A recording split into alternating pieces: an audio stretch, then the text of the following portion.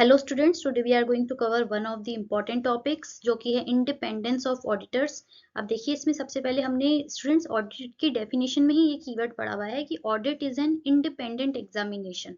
तो यहाँ पे देखिए इंडिपेंडेंस का मतलब क्या है वो यहाँ पे हम कवर करेंगे। तो independence implies that the judgment of a person मतलब यहाँ पे ऑडिटर की बात हो रही है। जो ऑडिटर फाइनेंशियल स्टेटमेंट्स की ऑडिट कर रहा है तो उसके जो भी जजमेंट्स होते हैं, जो भी डिसीजंस होते हैं, वो जो भी ओपिनियन देता है फाइनेंशियल स्टेटमेंट्स पे, वो सबॉर्डिनेट नहीं है। किसके? दो चीजों के सबॉर्डिनेट नहीं होने चाहिए।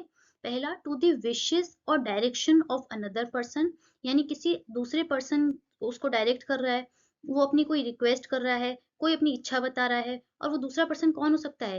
Who might have engaged him, यानी जिसने ऑडिटर को एंगेज किया है ऑडिट पे, या फिर ऑडिटर के खुद के सेल्फ इंटरेस्ट, उसका कुछ सेल्फ बायस है, उसका कुछ खुद का इंटरेस्ट है। तो ये सब चीजें हैं, ये इंडिपेंडेंस कहलाती है। यानी ऑडिटर का जो जो पर्सन है जो ऑडिट कर रहा है, यानी जो ऑडिटर है, उसके जो जजमेंट है, जो डिसीजंस हैं, वो किसी के सबॉर्डिनेट नहीं होने चाहिए, यानी किसी से इन्फ्लुएंस्ड नहीं होने चाहिए। तो ये जो कंडीशन कहलाती है, ये इंडिपेंडेंस कहलाती है। अब हम आगे से देखेंगे स्टूडेंट्स, डिटेल में पढ़ते हैं। इंडिपेंडेंस दो तरीके से देखी जाती है। अब देखिए स्टूडेंट्स, यहाँ पे आपको एक चीज पढ़ने में मिलेंगी, इंडिपेंडेंस एक स्टेट ऑफ माइंड होता है, एक पर्सनल कैरेक्टर से देखा जाता है।